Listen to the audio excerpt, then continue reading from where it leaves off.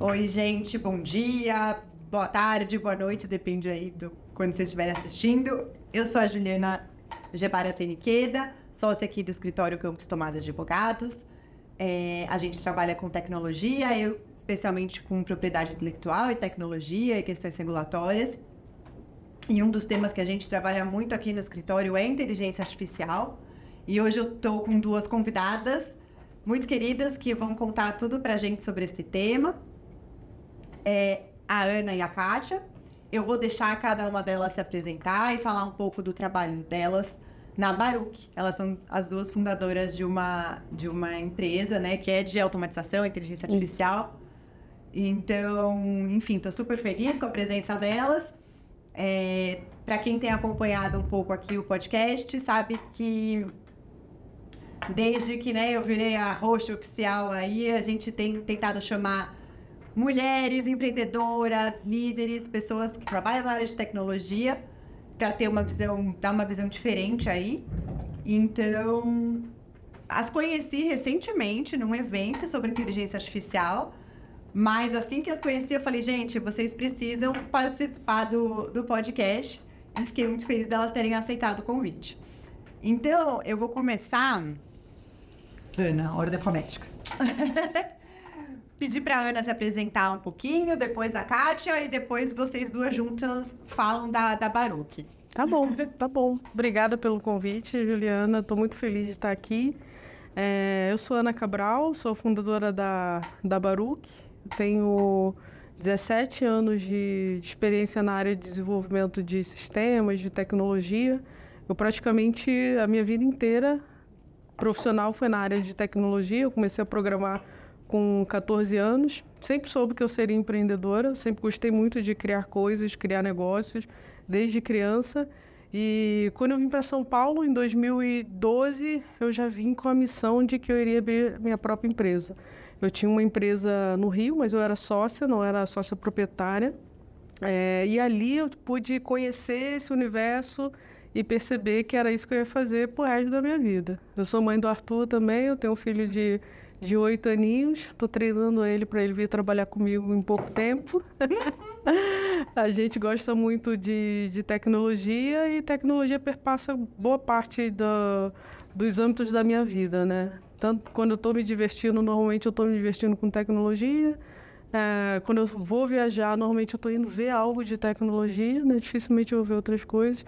Só quando eu estou estudando mesmo filosofia, psicologia, que a tecnologia fica de lado. Tirando isso, eu estou sempre aqui. Legal. E você, Kátia, conta um pouquinho. Bom, eu sou a Kátia. A minha formação é muito diferente da Ana. Eu sou formada em jornalismo originalmente, mas eu sou uma jornalista não praticante, eu exerci muito pouco. E depois eu fui para o marketing, né? Eu fiz uma pós-graduação, fiz um MBA em marketing e eu gosto muito dessa área. Bom, então eu fiz essas duas especializações em marketing, né? Mas acho que qual que é a sinergia que eu tenho, né, com a Baruch? Eu sempre, desde que eu comecei a minha carreira, eu trabalho em empresas de tecnologia. Então, sempre fazendo comunicação e marketing para essas empresas, então isso me ajudou a ter um letramento digital muito bom. Então, por exemplo, quando eu comecei a entender o que era, por exemplo, Agile, Scrum, nossa, isso faz muito tempo. Então, bem no comecinho, quando essa tecnologia começou a vir para o Brasil, dessa forma de gerenciamento de projetos e tal, e eu fui, por exemplo, eu fui uma das primeiras funcionárias da Use, né, a seguradora digital. Foi a primeira vez que eu acompanhei a criação de um produto digital, de fato, né? Ele nasceu ali, na época que eu cheguei, era cartolina, e depois ele realmente servia ali o protótipo dos códigos, né? Então, isso é bem legal, mas a minha ideia na Baruch é complementar bastante ela, né? Então, eu trago mais essa visão de negócios, eu faço bastante discovery com clientes, né? E só falando um pouquinho de empreendedorismo, eu, ao contrário da Ana, né? Eu nunca me imaginei empreendendo, eu sempre fui CLT, até o comecinho desse ano. E eu sempre tive muito medo de arriscar, eu sempre achei que as pessoas nasceram com isso. E depois eu fiz esse MBA e eu fiquei com uma pulga atrás da orelha. Eu falei, nossa, eu quero muito atirar da empresa, ser mais autônoma. E aí eu conheci a Ana, é isso. Legal.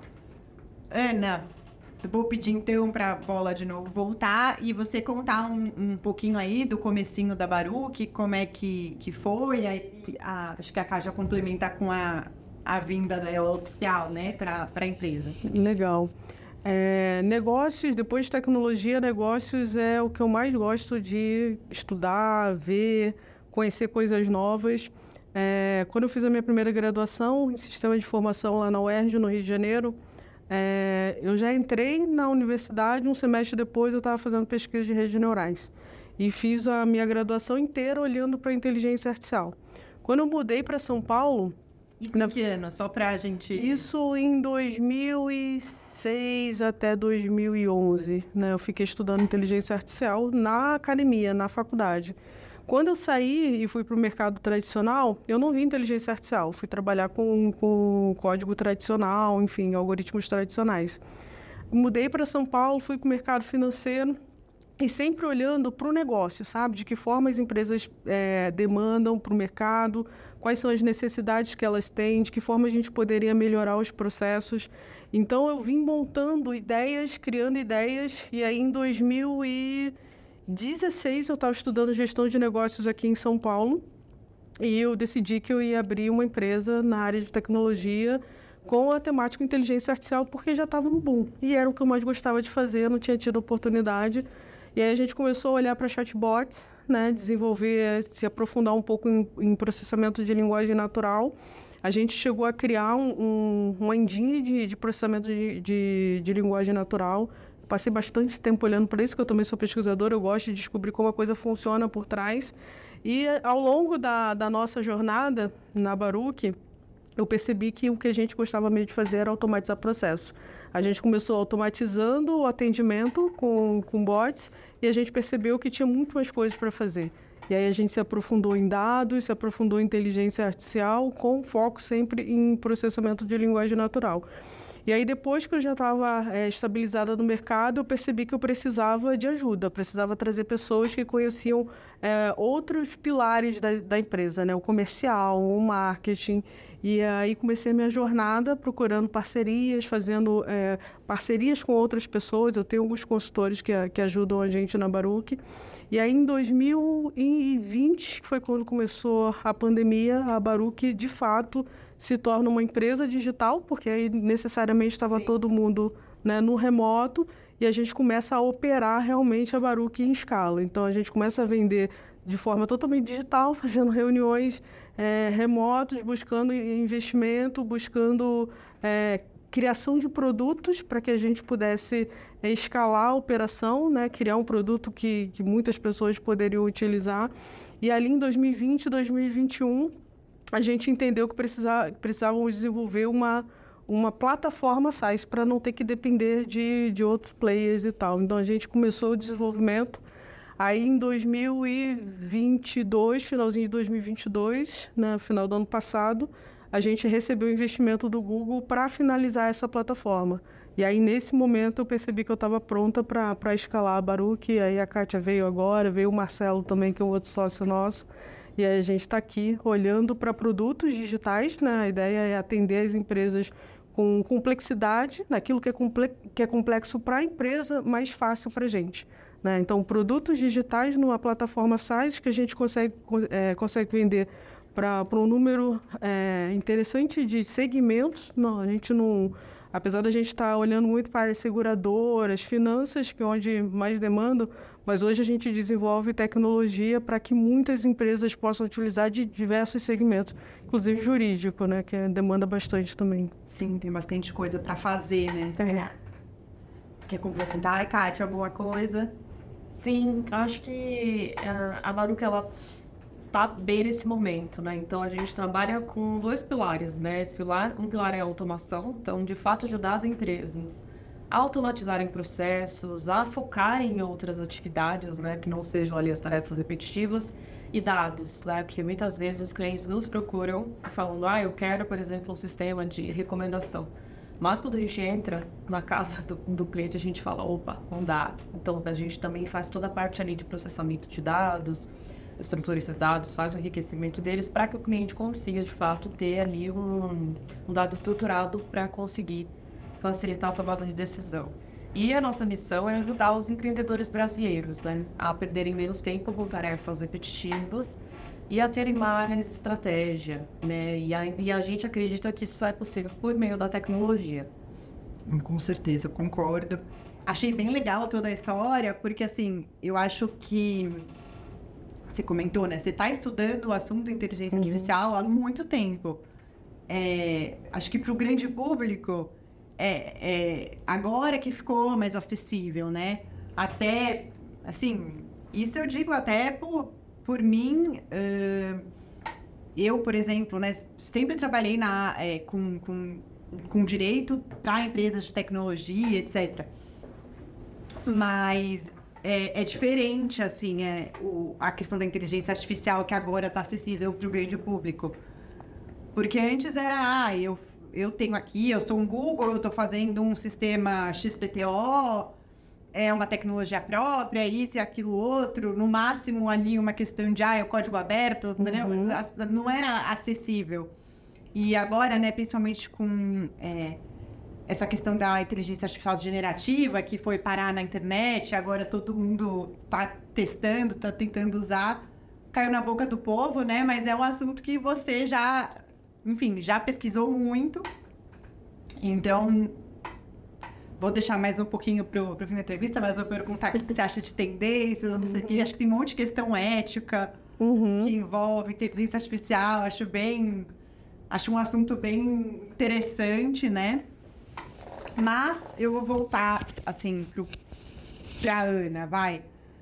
Você, enfim, pela sua carreira, você começou dentro da área de tecnologia, e aí eu faço isso com todas as minhas convidadas, tá? Que é um mercado muito masculino ainda, né? Então, conta pra gente um pouquinho como é que foi, por que você quis ir para essa área de tecnologia, como é que surgiu esse interesse, como é que você foi parar nesse mundo aí, e quais foram as suas percepções e decepções ao longo do caminho? Sim. No início foi bem nebuloso, né? Eu estava ali naquele processo de pré-ensino médio, eu já sabia que eu queria fazer um curso técnico, mas eu não tinha certeza de qual curso fazer.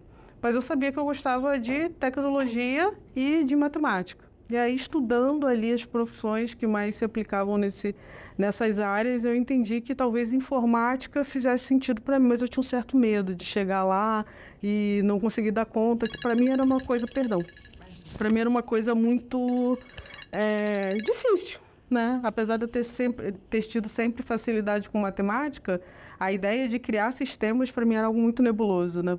Eu imaginava que, enfim, exigiria um nível de inteligência e complexidade muito grande. Mas eu fui fazer mesmo assim, fui fazer ensino médio técnico, informática, e lá eu percebi que eu não era um bicho de 7 cabeças, que inclusive era algo muito legal de se fazer, você ser capaz de criar o que você quiser, né? É criar um mundo, é você abstrair o mundo e criar um sistema que replica uma realidade. Aquilo me encantou.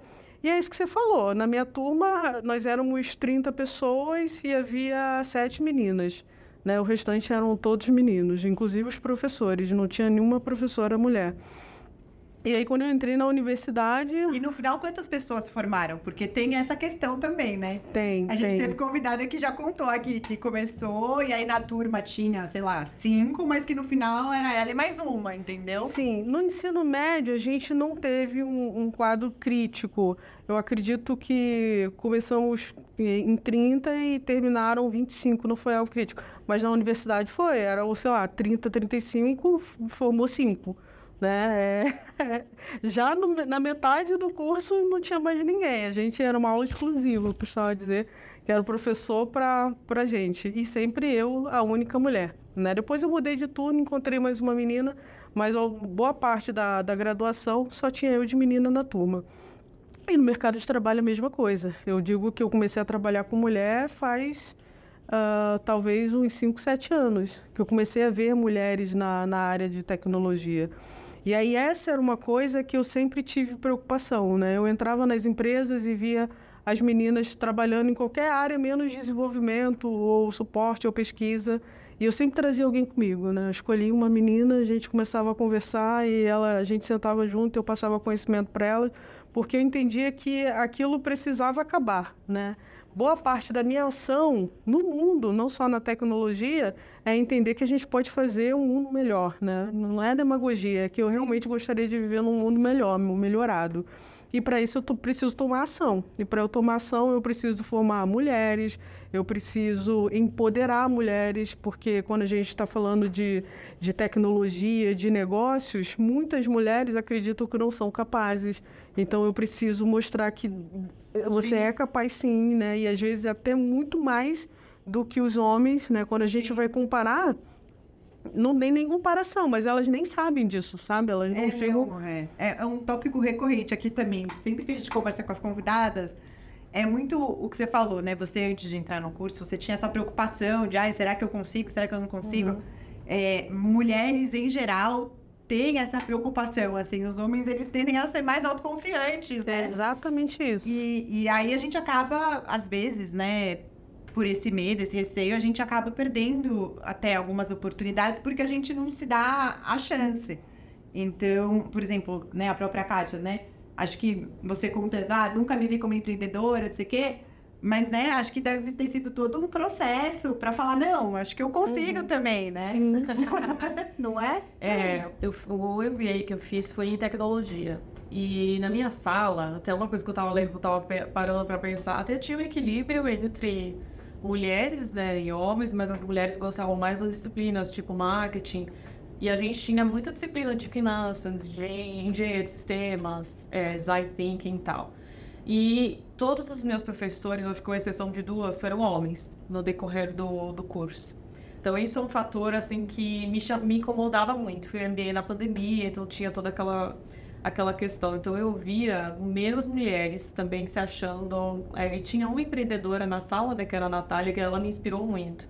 Tanto que quando a empresa que eu trabalhava, né, fechou esse ano, eu comecei a pensar em empreender, mas eu achava, nossa, é exatamente isso, que eu não conseguia, que eu não...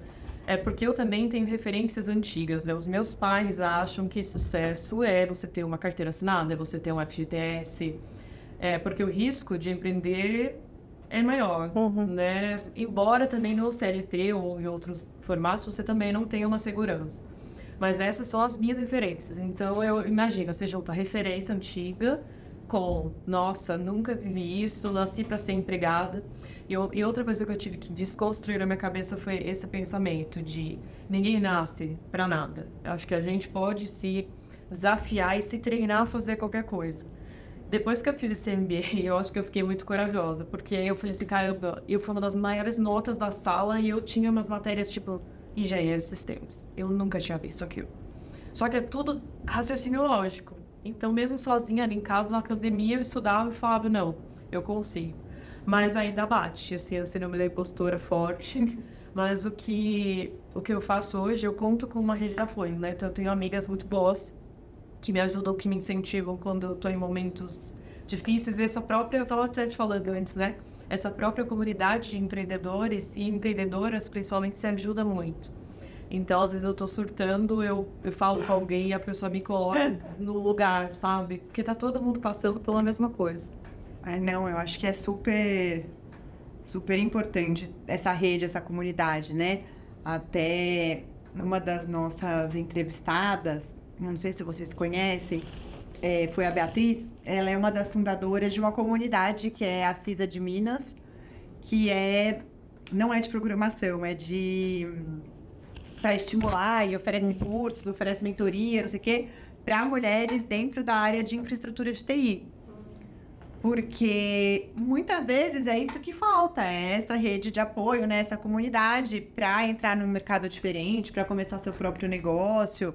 Então, é isso, eu já fico super feliz, assim, de ter aqui 2 mulheres sócias, trabalhando com tecnologia, trabalhando com inteligência artificial. Sim, acho que tá todo mundo aqui de parabéns. Assim, legal. Né?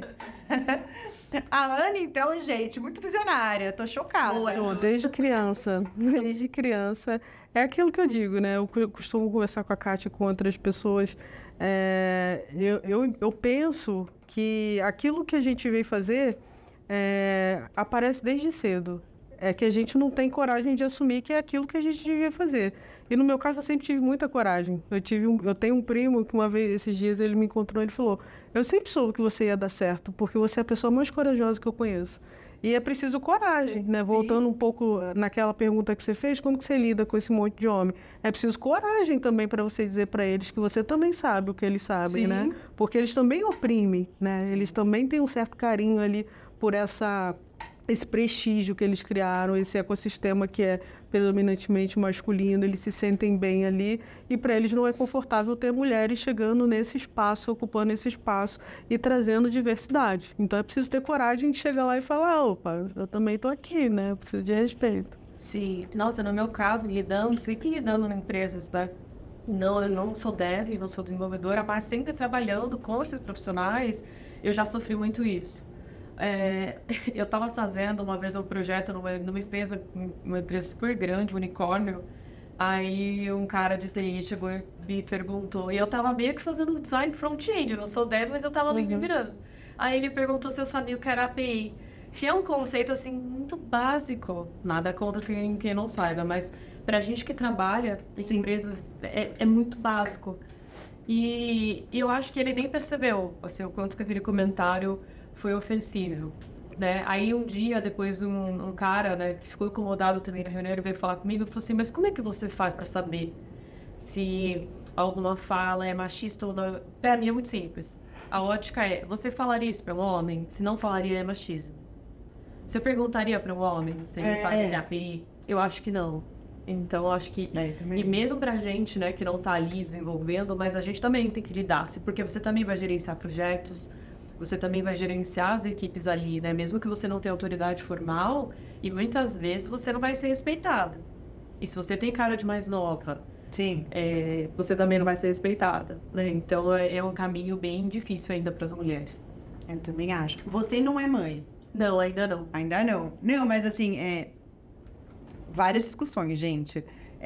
Mas eu, por exemplo, essas questões, né, de duvidarem, né, da sua capacidade, fazerem perguntas, né, que você fala: gente, sério mesmo? Eu passei por algumas situações assim, quando eu era mais nova, mas eu nem percebia na época. E eu já comentei isso aqui algumas vezes, eu percebi muito mais depois que eu virei mãe. Porque até o teor dos questionamentos mudou, sabe? Do tipo: mas você quer fazer essa viagem? E com quem você vai deixar seu filho? E ele jamais perguntará isso para um homem, né? Pai. Sim, exato.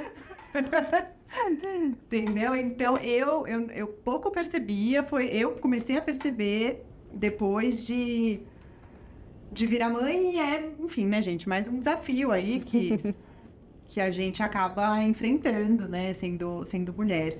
Sim. Mas fico feliz que, né, nós, assim, acho que a gente tá num momento de união mesmo, né, um monte de comunidade sendo criada, um monte de evento bacana, um monte de gente falando sobre isso, porque é importante, porque, de novo, quando eu era mais jovem eu não percebia porque ninguém falava muito disso, né, então...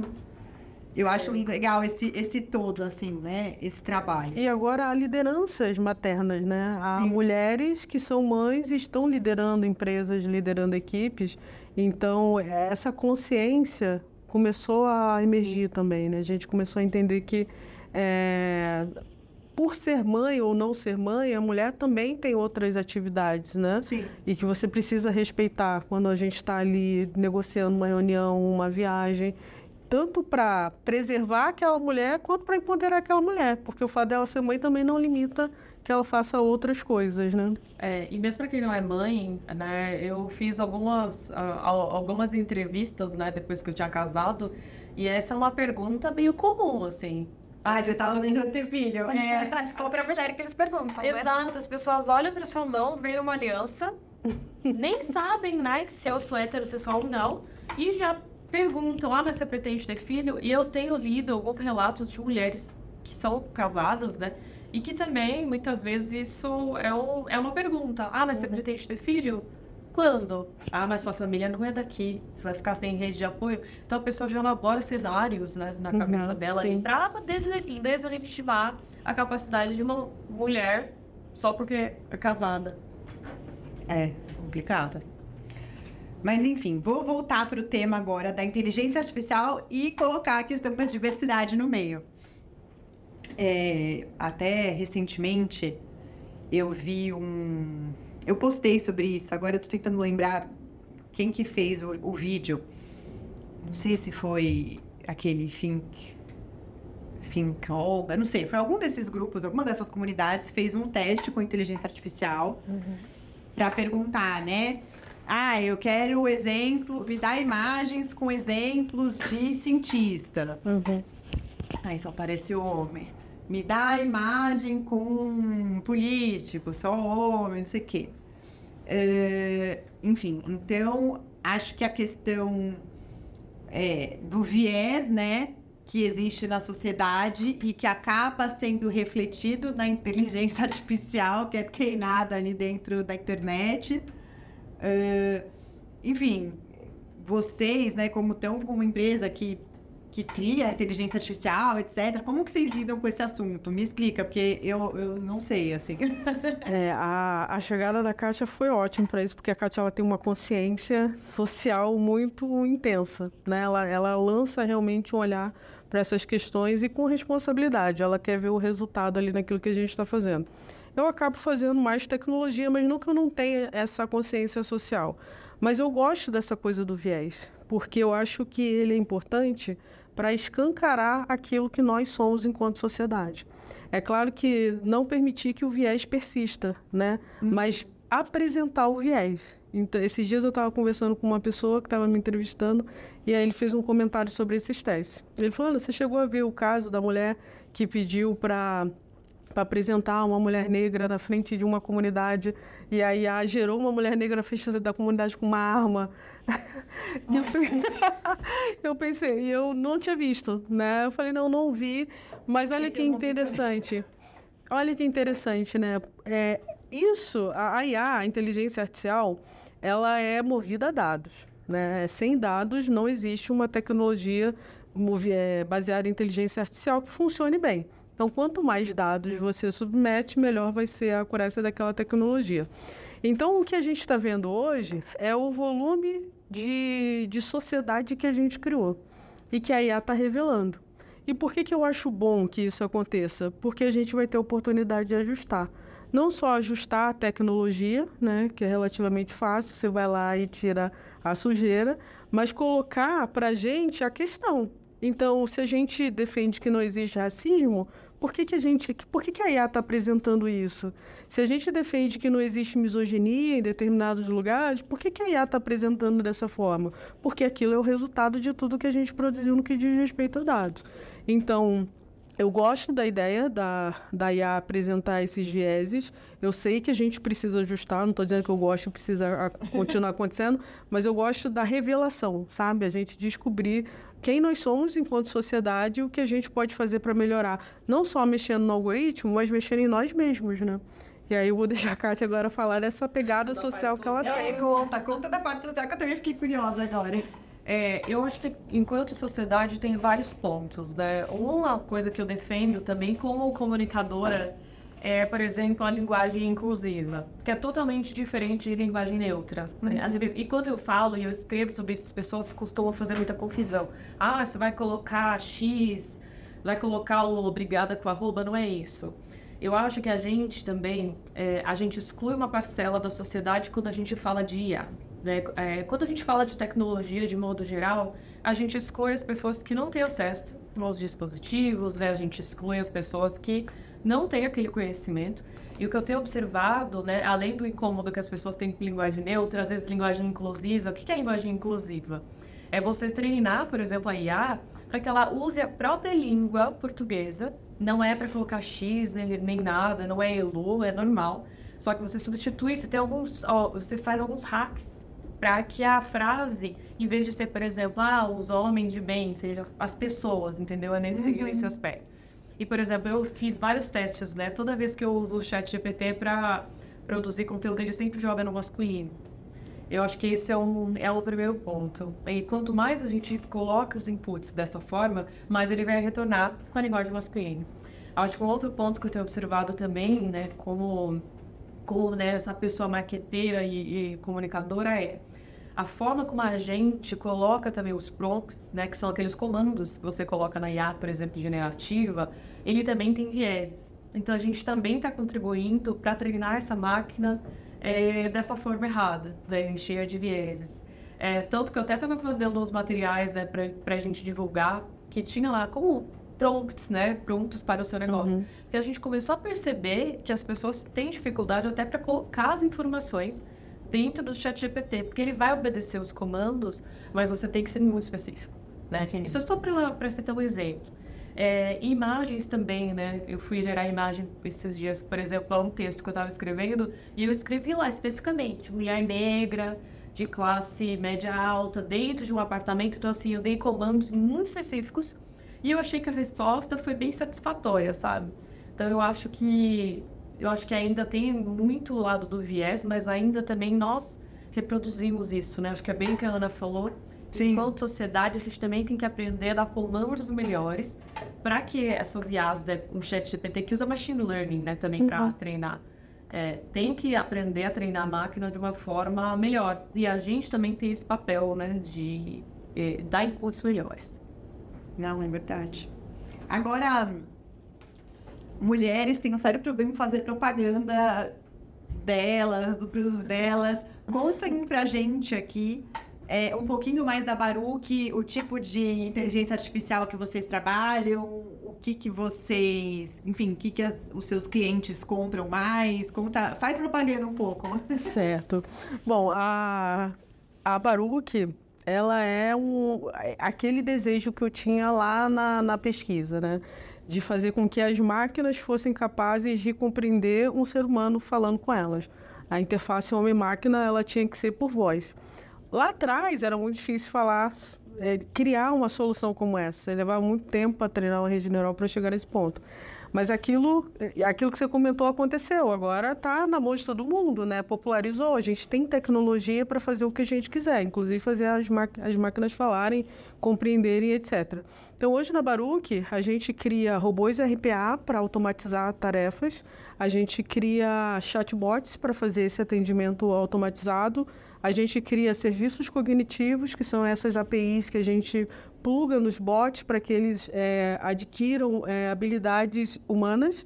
Então, por exemplo, eu plugo uma API de visão computacional para que o bot seja capaz de ver, né? Assistir um vídeo e entender que aquela cena no vídeo tem uma marca ou tem uma quantidade de pessoas, né? Ele assiste o vídeo. Através de microfones e outros dispositivos, a gente consegue fazer com que o bot ele ouça, ele fale, ele compreenda, né? Pensando em IA generativa. Então, a gente cria robôs, que são robôs digitais, né? Eu estava conversando com o irmão na semana, mas são máquinas? Eu falei, não, robôs digitais, tipo Alexa, coisas assim. A gente cria robôs digitais para que eles possam fazer a operação braçal, aquele trabalho repetitivo, maçante. A gente tem tido a oportunidade de trabalhar principalmente com os dados das empresas, porque as empresas estão fazendo a transformação digital, mas o que diz respeito ao ecossistema de dados ainda está muito rudimentar. Então, a gente traz a nossa expertise para estruturar a casa, né, organizar os dados, para então a gente aplicar a inteligência artificial. Que é isso que você faz, assim, pelo que eu entendi. A Kátia faz essa questão do discovery. Pá. Entender em que ponto que o cliente está, para que a gente consiga. Porque, por exemplo, se você me fala, eu quero digitalizar toda a minha operação. Aí eu pergunto, ok, mas em qual nível que você está? Você fala, nossa, eu tenho aqui 300.000 folhas de papel. Então, primeiro eu vou precisar escanear essas páginas. Então, tem umas etapas ali que a gente segue para conseguir realmente entregar valor, né, para o cliente. Isso aí. E um dos produtos que a gente lançou no mês passado, só dando exemplos, né, das coisas que a gente faz com dados também, é o Baruch Indoc, que é uma inteligência artificial que faz captura inteligente de dados, de informações. Então, ela lê documentos, ela ouve áudios para extrair informações do negócio. E ela não extrai apenas, ela extrai e já estrutura. Então, essa parte de estruturação de dados, a gente conseguiu abstrair, né, com poucas configurações, a gente consegue traduzir, transformar um áudio, um PDF, uma imagem, numa planilha Excel para o nosso cliente. A gente consegue fazer uma integração com o sistema que ele já tem, um ERP, um CRM, fazendo esse processamento do lado de cá e enviando os dados processados de forma automática. Essa é uma das possibilidades. E como a gente está apaixonado por dados, a gente já está trabalhando. A Kátia vem da área do marketing. Quando ela já chegou com essa ideia. Ela falou, o marketing precisa de muita ajuda. E aí a gente, por conta da nossa experiência com dados, a gente percebeu que com linguagem natural, a gente consegue entregar resultado para o marketing. Não só para o marketing, mas a gente está olhando para esse segmento. De que forma? Hoje o marketing ele precisa fazer pesquisa de mercado. Ele precisa saber qual é a melhor região para lançar um produto, para conhecer o tamanho de um mercado, especificidades de um determinado nicho. E eles fazem isso fazendo cruzamento de dados. E essa não é bem uma expertise do profissional de marketing. Ele entende muito do comportamento, das tendências, mas na hora de fazer cruzamento de dados, isso acaba dificultando um pouco. E é aí que entra o processamento de linguagem natural. A gente está criando uma plataforma para que, com uma busca no Google, algo bem simples mesmo, ele consiga gerar gráficos, visualizações relevantes para o negócio dele. Então, a partir de agora... A partir de agora, se ele quiser fazer um estudo de mercado, ele não vai precisar baixar várias planilhas e ficar analisando os dados. Ele vai dizer onde é o melhor lugar para eu abrir uma farmácia, por exemplo, na Vila Olímpia, qual é a melhor rua. E a gente já tem as informações e a gente vai conseguir gerar os gráficos ali baseado numa expressão de língua natural, né?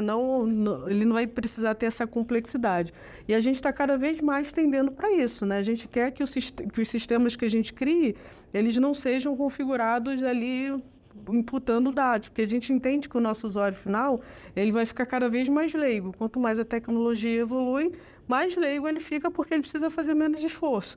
E o menor esforço que a gente entende é a língua, é eu dizer o que eu preciso. A gente sabe que existe um impedimento nesse sentido, né? Também, porque às vezes as pessoas não sabem como pedir o que elas precisam.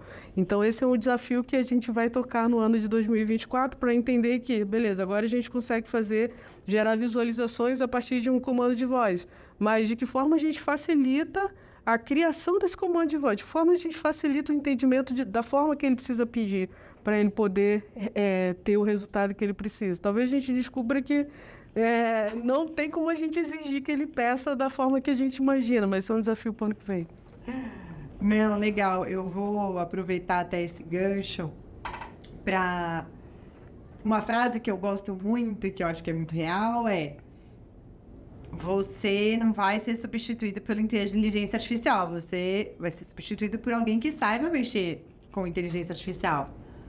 E, bom, vocês aí que são do ramo, que estão trabalhando com isso, que estão customizando, né, esse produto para vários clientes, queria aí o input de vocês duas sobre essa frase. O que vocês acham? Verdade ou mentira? As duas coisas. Quer começar, Kátia? Pode começar e depois eu queria falar sobre a aplicação da IA no marketing. Que eu acho que é um tema... Tá bom. Então, depois tu volta nisso. Tá bom. Eu penso, assim, que o maior medo, realmente, principalmente com a gente que faz automação... Eu fui participar de um evento na Schneider esses dias e tinha um especialista de automação da Schneider e ele veio conversar comigo. Helena, eu tô com um desafio terrível aqui, porque tem um monte de coisa para automatizar aqui dentro. Eu sei como automatizar, mas isso implica na obsolescência de determinados profissionais, né? De que forma eu comunico isso? De que forma eu faço essa transformação? E essa é uma preocupação que eu tenho também, porque eu não tenho uma resposta pronta. O que eu sei é que essa transformação ela é necessária.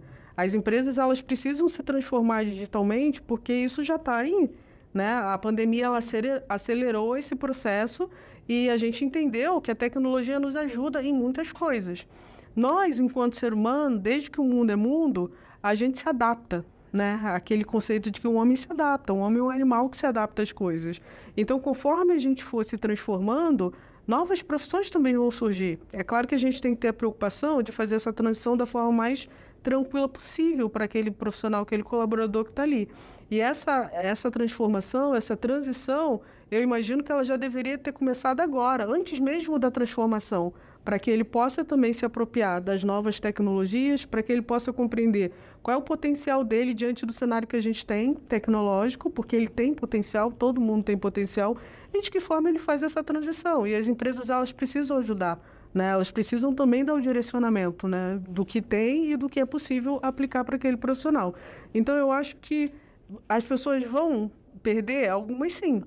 Isso é natural. E eu gosto de chamar atenção para isso, porque hoje a gente está diante de uma revolução que não é como aquelas que a gente viu lá atrás, aquelas revoluções mecânicas, que foram muito importantes. Hoje a gente está numa revolução cognitiva. Então, significa que, de fato, a máquina agora, ela consegue realizar tarefas que até então só um homem conseguiria fazer, só um ser humano, perdão, Kátia, só um ser humano poderia fazer, né? E isso já está pronto. Né? Não é algo que a gente vai construir para já estar pronto. E as empresas já começaram a implementar. Então, a gente precisa ter essa pressa também para fazer essa transição, para que as pessoas possam ter a oportunidade de se inserirem nessa nova realidade. E a oportunidade tem. A gente vê aí a nova geração, eles já estão no TikTok produzindo conteúdo, fazendo outras coisas. Isso já é as novas profissões. Né? O próprio YouTuber, que é uma super plataforma, está todo mundo contribuindo com o conhecimento que tem e está sendo monetizado por isso. É claro que eu não acho que aquilo ali seja o melhor dos mundos, aquilo não vai substituir o trabalho formal, mas aquilo ali já é um indício de que, conforme a transformação for acontecendo, a gente também vai se adaptando e a gente vai se apossando dessa tecnologia que chega. Eu acho que tem um ponto que eu vejo que, assim, eu acho que qual que é a grande vantagem do ser humano ainda é a consciência, né? Ainda é a nossa capacidade de reagir ao meio, né, no qual nós estamos inseridos. Eu acho que a gente realmente precisa aprender a pensar e a solucionar problemas. Tem muita gente que me procura e fala assim, nossa, agora, meu Deus, a inteligência artificial vai acabar, por exemplo, com o trabalho do marketing. Eu falo, olha, pelo menos por enquanto, não acho que vai.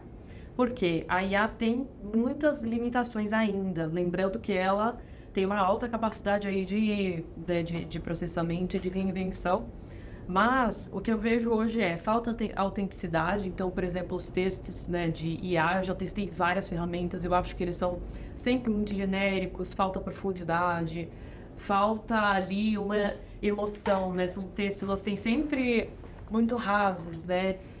Peças, por exemplo, já testei gerador de anúncio, por exemplo, gerador de imagem. Eu acho que é sempre que, no fundo, a IA é um compilado de tudo que está na internet.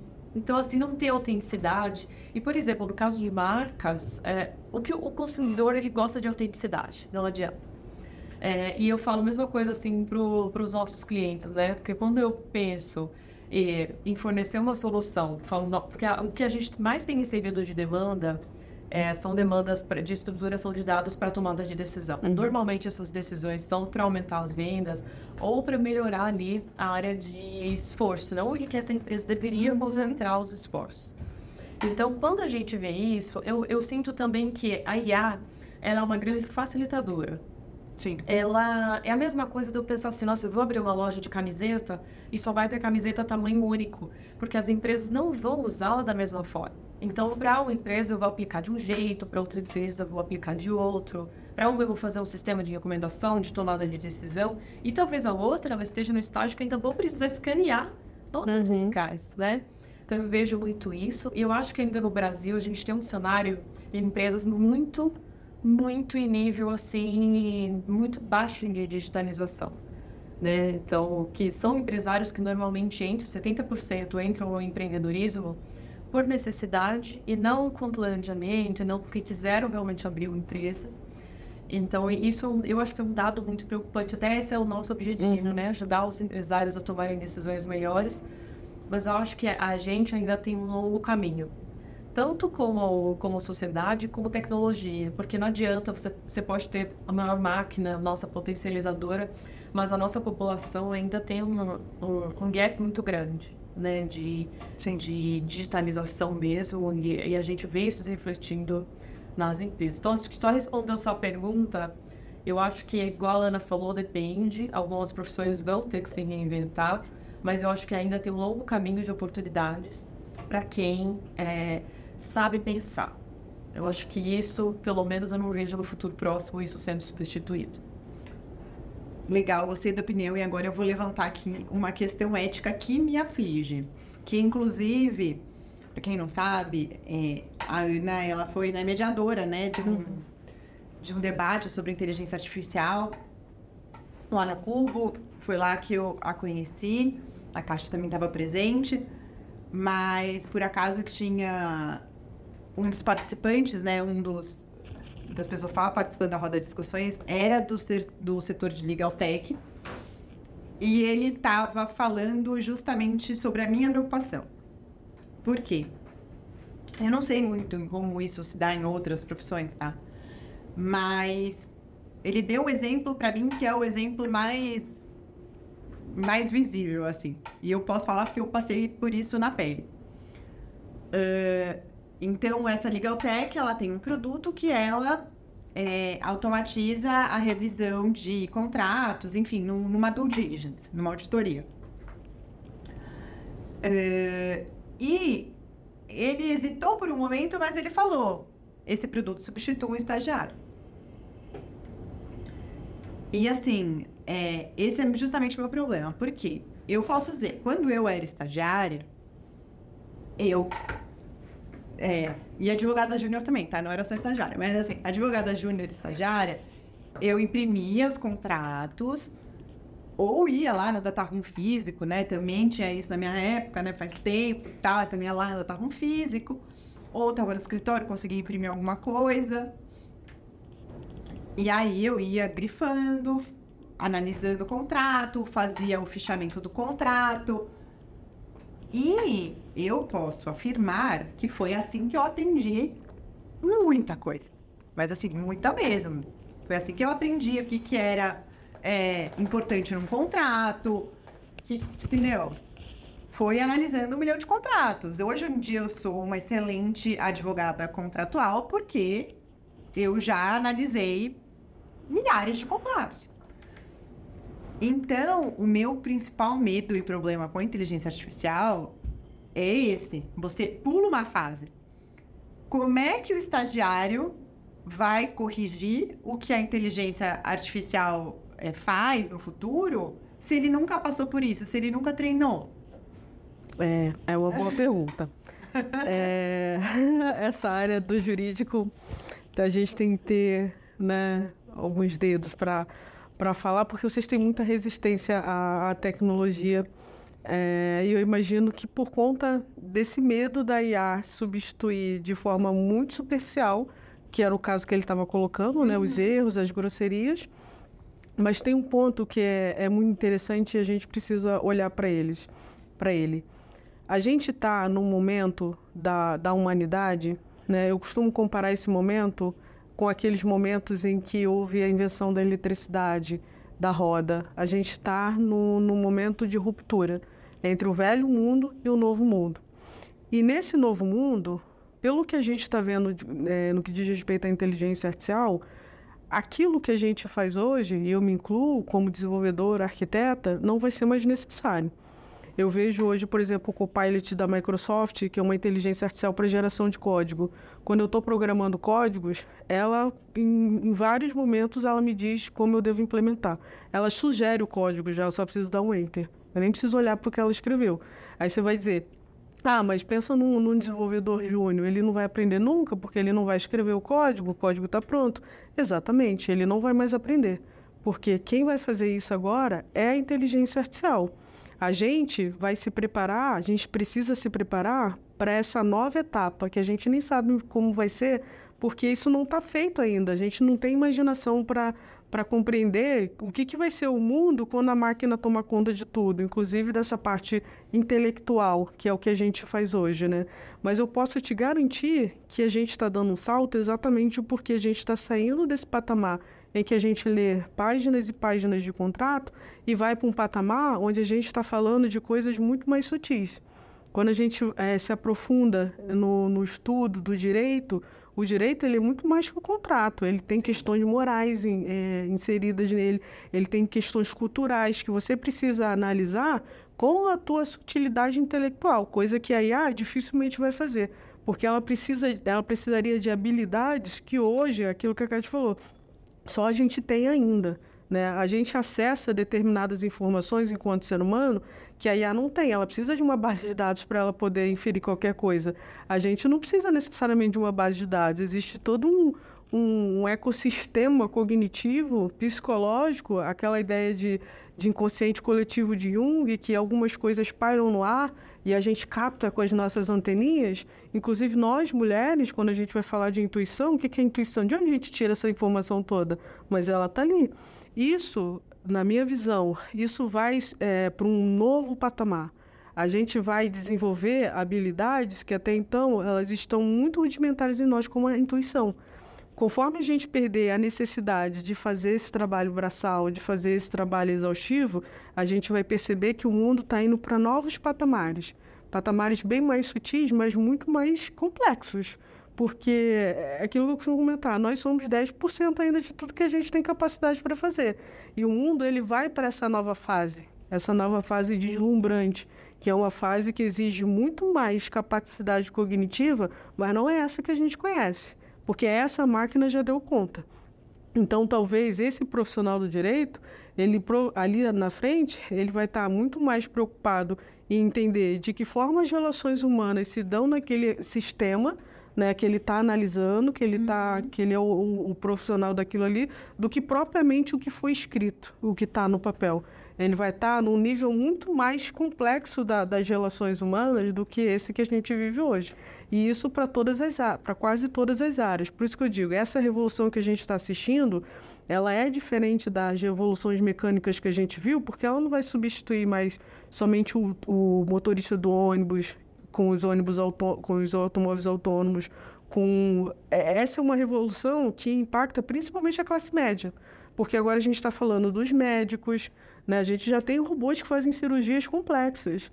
A gente está falando dos advogados, dos juízes. A gente está falando de toda uma nata social que até então estava muito protegida pelas condições que a gente vive em sociedade. Mas que com essa nova realidade, isso deixa de existir. E a gente realmente precisa procurar em que ponto a gente vai estar nessa história.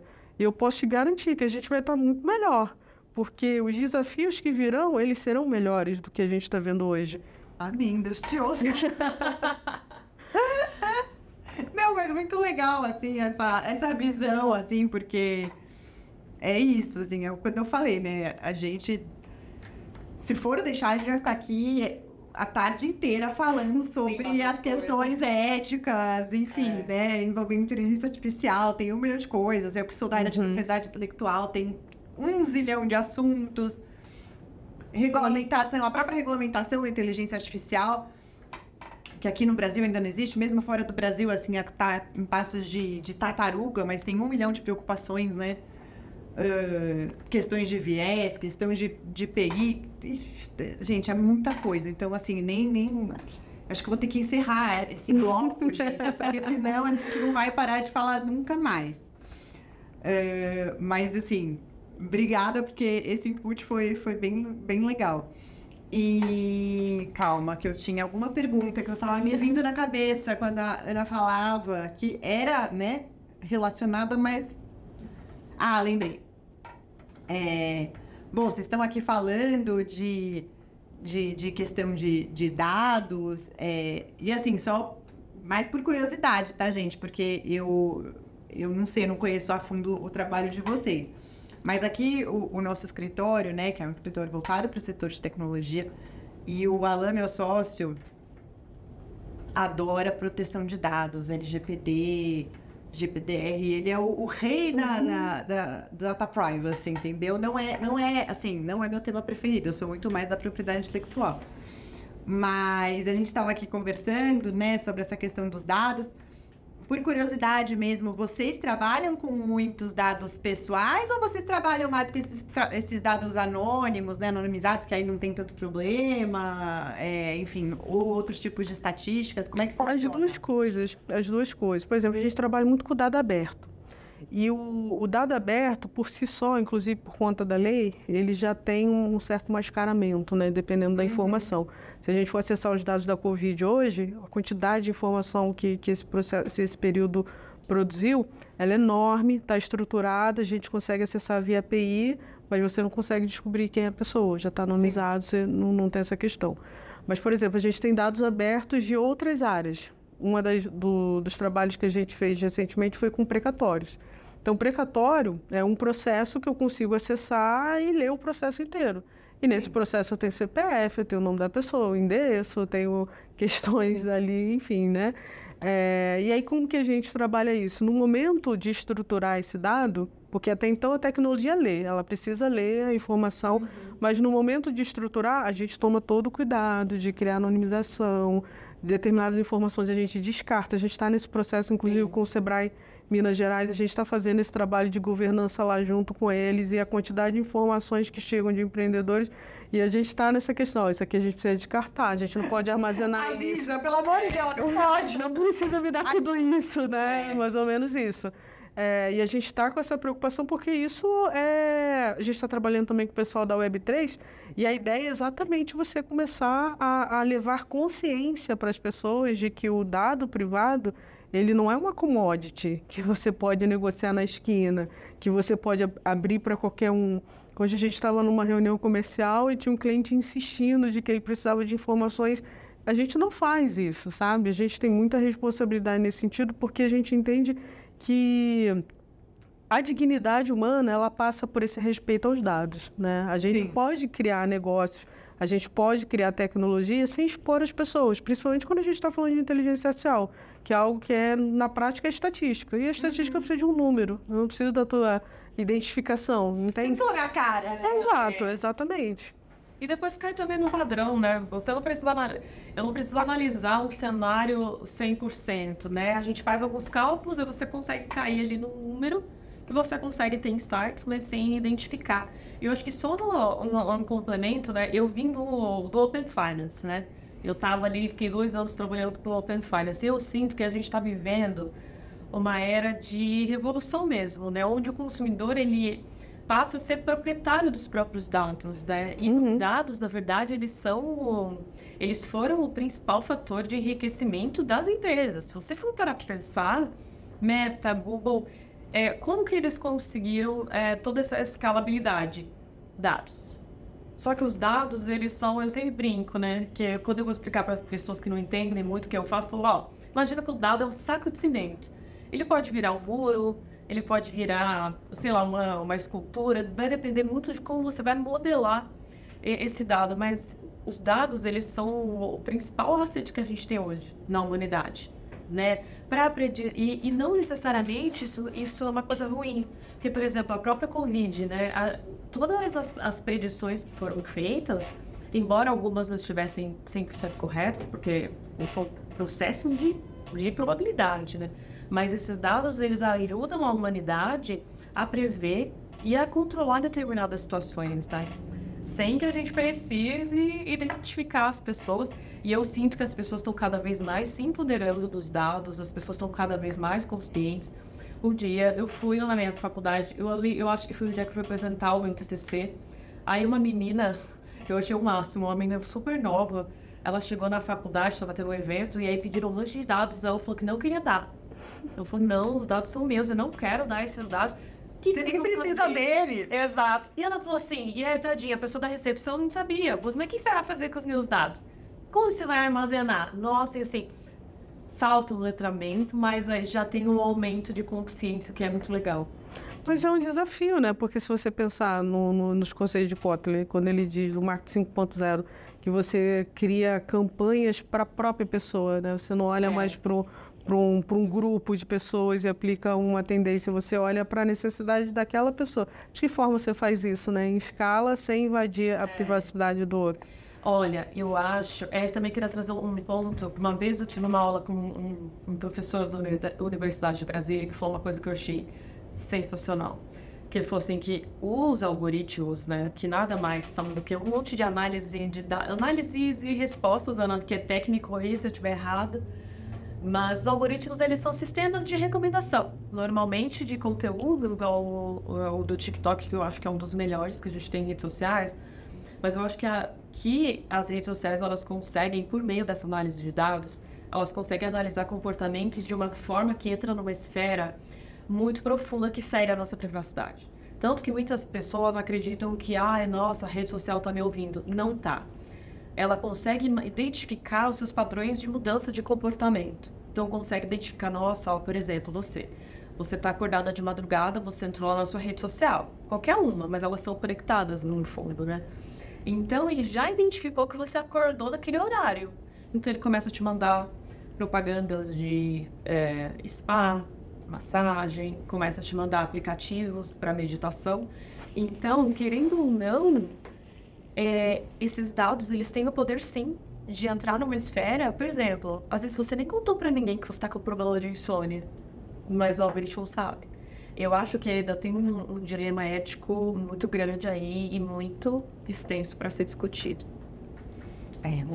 Os dilemas éticos, é isso. A gente vai ficar aqui para todo sempre. Mas eu preciso encerrar. Então, última pergunta. Vou começar com a Kátia para dar uma avaliada. Um conselho para uma mulher que queira ser empreendedora, queira trabalhar com tecnologia. Dá um conselho. Eu acho que o primeiro passo é ter coragem, a gente já falou disso aqui.